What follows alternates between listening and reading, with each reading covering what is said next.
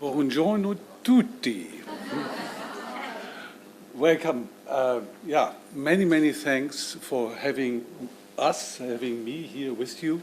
It's a great honor to speak at the first convention of ITAPA. I'm too tall, huh? Yeah.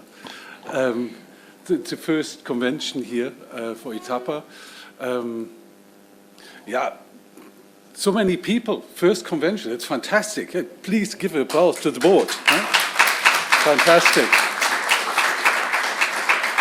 Also, many thanks for the lady in the back in the booth. So that's fantastic work that you're doing. So when I'm getting too fast again, tell me to come. Okay, good. Fantastic. Yeah, paving the way for expertise in aviation psychology, human factors in aviation. That is something that we as IAP delve forward for quite a while, and I see that's also on the agenda of ITAPA. And I have something special for you. The other one? Yeah. Ah, so Alessandra, have a look. No. You have a look. So can you find Alessandra? Here you go. So that is 1996. Why have I put it? It's about here. It is 27 years ago. So there is a very strong relationship between IAP and all the professions in aviation psychology in Italy. That is nothing new. It's already been here. And there's also Lucio Polo. Where's Lucio Polo? So stand up. So Lucio Polo, where are you on that picture? I don't know, but somewhere. So also our former IAP board member. So there is really a strong relationship between the profession here in Italy and IAP. And I'm very proud that we can be here with you today. Huh? So what happened in 1996? So, by the way, this is Andrea. Huh? So that is, we were proud to give you the long-standing membership and the very pin for 27 years of membership with IAP. Applause, please.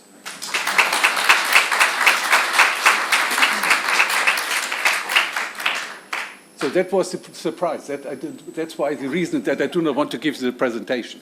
So what happened in 1996 about Italy? What had been the topics at that time? Human engineering, selection, training, psychological counseling, intervention, human factors, incident investigation and prevention. It sounds pretty present as a topics. Huh? So that's our core element that we always try to improve on, that we try to elaborate on. Huh? There was also a book, Aviation Science and the Profession. So it also sounds pretty similar to what we're doing here today. So that we try to enhance, that we try to grow in that area. Huh? And there's also something special for IAP. Actually, in Sabaudia, we changed the name from WEAP, so Western European Association for Aviation Psychology, to European Association for Aviation Psychology. So something, it was a milestone here in Sabaudia at that time. And there's also something that is of particular importance. That was the first conference where we implemented our accreditation scheme for aviation psychologists, and the attendance of the Sabaudia conference was accepted as the first course for accreditation. So there is a strong link, Alessandra. Huh? So that's really fantastic. And if you'd like to learn more about the history of IAP, then please visit our web. If you go about IAP, there's a wonderful booklet, 50 years. By now, organization is becoming 67 years old this year. This is not my age, okay? It's all about paving the way for expertise in our profession. Why is the reason behind? What has happened? What are the reasons for going down that road? Have a look about our statutes. So actually the objectives for us is establish the contact between aviation psychology and human factors. It is never a standalone module. We need to work together to get all the professions together, because in the end we're striving for the highest level of safety. That's what it's all about, and we are tools to get there. But also, of course, our aim as IAP is organizing the congresses, this is our scientific journal. I think you all received some information here from our journal, which is really at the core of IAP as well. The conference proceedings, where we try always to achieve the highest scientific level as well, so that it be shared with the outer world. But it's also about cooperation, building strategic partnerships. That's why we're here there. So that's also the connection with ITAPA, also to build on that strong relations that we have, so that we can also support one another for the future. So that is a bit about our objectives as EAP. To get an idea, why have we as EAP amended our statutes? We have to look where we're coming from. Who are we? So if you look at this, about the half is so-called full membership, which are psychologists, academic, and working in the field of aviation, so applying the principles of aviation psychology. And next to it, you have the other big party, which is our associate membership scheme, which is aviation professionals, human factors, but also doctors, so everything around this, applying also the principles in their field in the aviation background. So these are the majority. Of course, we have also affiliate members, so academics or people getting interested into the field want to join us, or students, and also honorary members, corporate members, also some companies who joined us. But this is just to give you the picture who we are. That is very important. What we did is also in the last conference, last year in September, we did a small survey to ask the members where they're coming from. So when you look here, aviation psychologists, of course, is a bigger portion, and then you have the human factors specialists. And that is how they're employed, so what they're doing in the outer world in the aviation. Next one is interesting, how respondents entered into the aviation industry. Actually, there are two routes into aviation psychology. So first, getting qualified as a psychologist or human factors generalist before going into aviation, or it's the other way around. It is about having an aviation role and then specializing into psychology, human factors. These are the routes getting into our organizations. That is what we need to keep in mind when we're talking about where and how do we want to change our statutes, how to defining ourselves. And also interesting how they found out about EAP. Most of them is through employees, getting employed. So it might be an idea that you're going to join EAP and learn by this route, but also about colleagues and friends, word by mouth.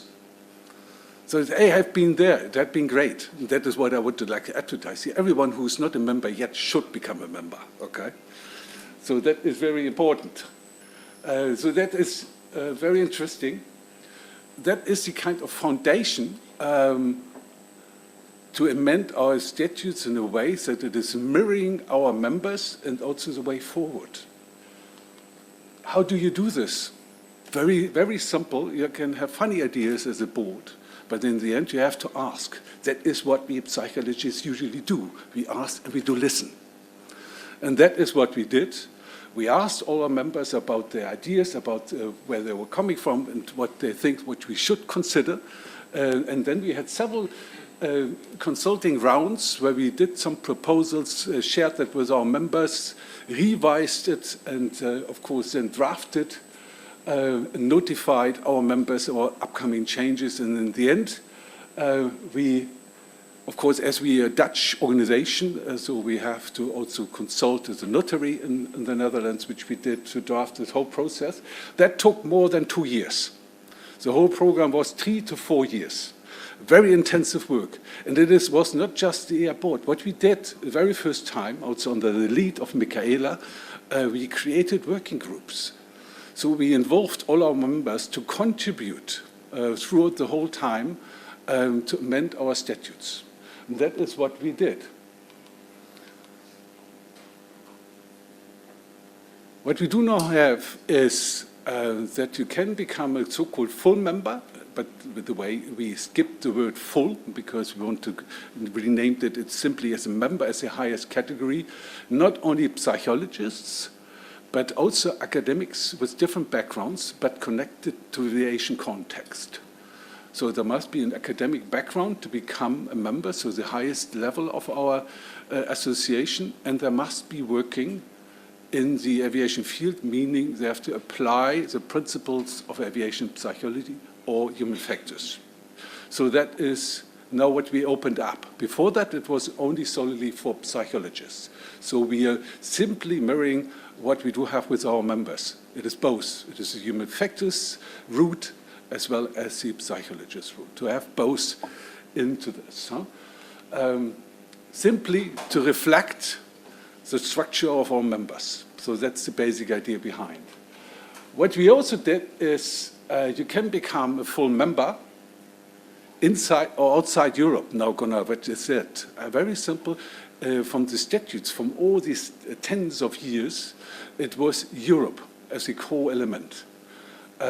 So nobody from the outside they can become member, but not a full member, or now what we call a member. And we opened that up.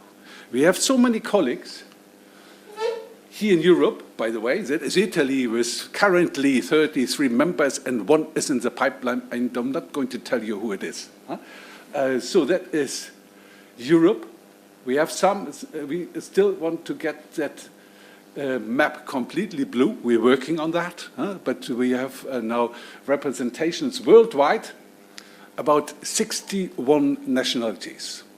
And we have currently approximately something about 580 members worldwide.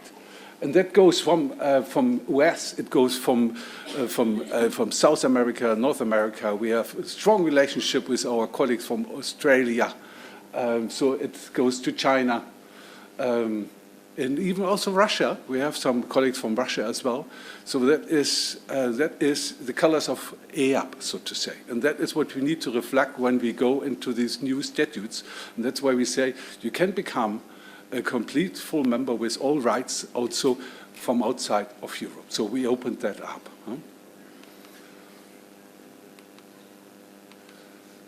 And as already suggested, that we're going to skip this so-called full as a term, because there is no half.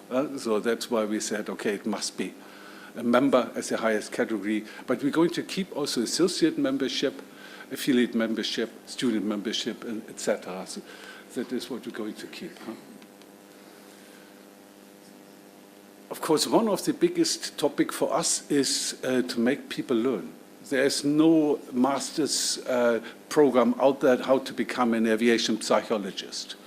So there are some routes into that and some courses, and that is also what we have on our agenda. Michaela is going to talk about our new accreditation scheme on the competency-based level, but then when we have it, then we need also to be able to offer courses to make people learn, and that is so fantastic that now also the course from ITAPA being accepted, acknowledged by EAP, so that is one route, and we want to see more of this. So that is on our personal agenda of our board for the next years, to build up those courses to make people learn and grow. And this is the handbook that Michaela is going to talk about. Of course, it is also what we included as a diversity statement. It's important. However, I must say, we as EAP, we always lived that diversity. When I look back, it was always, we always had presidents, female presidents in the very beginning of EAP. The board distribution was more women than men. Now, for the moment, it is simply equal, so to say. So that is something which is in our roots already now. But of course, we always need to be aware of this and also to promote this to the outer world. We have also implemented a code of professional practice. That's also where Rob Ball was involved to create it. That is important for us as well. So that is that wonderful document, which is also a living document, where our members can contribute so that we can also develop this further. And what we also changed is, based on our statutes, the board membership was limited to psychologists only. And we decided that one seat of our board should go also to the professions other than psychologists, but being involved and having the academic background. And anyhow, these board members are elected by the members. So and we want to give one seat to our colleagues from the human factors background area, also to reflect that kind of level in our board. So that is a bit what it's all about. This is the wonderful photo from Gibraltar, runway 27, from our last conference. Many thanks for listening.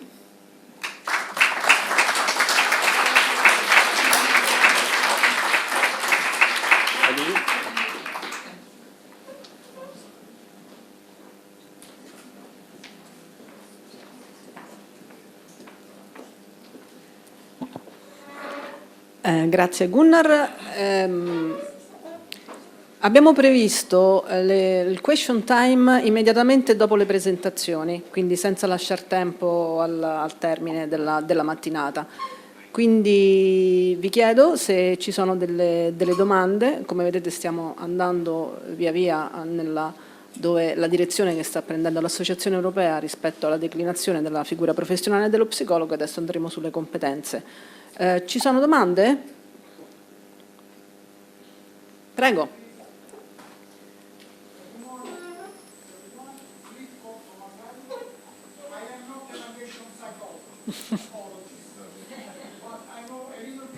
The common European rules on aviation safety, and my curiosity, thank you, was triggered when Gunnar said that the European Association manages an accreditation scheme for the psychologists.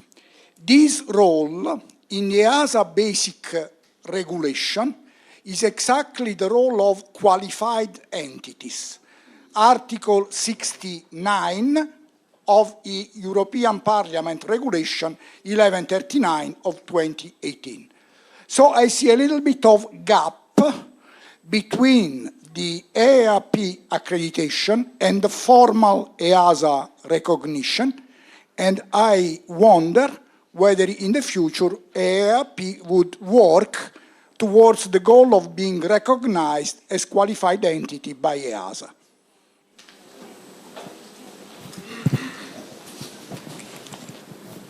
Many thanks for that wonderful question. Actually, I'm involved with the EASA and human factors advisory groups, collaborative analysis groups for more than 10 years right now. And it is, I had lots of exchange with the EASA on different levels. I've been involved together with André Droog, also the former president, in the Germanwings accident rulemaking task. So there have been lots of talks about that and how to get psychologists accredited and being recognized and accepted on the EASA level. This is a longer route. To make that happen, it's also, there's a strong relationship between EAP and EASA, so we do consulting. There is also now the ongoing evaluation of the current regulation in place on support program, pilot assessment, as you know, substance abuse, so that is an ongoing process for the moment, where also colleagues with the EAP background are involved as well. I cannot really answer that question at that point in time. It is, but we also need to accept that it is not easy for EASA to accept one special entity. They need to keep a neutral ground, whilst knowing that EAP is a non-profit, non-governmental organization. So there must be the possibility also to listen to us, which they do, but to accept our program, it's going to be a challenge. But we as EAP, we love challenges. So we will pursue that route, but many thanks for reminding us. Thank you.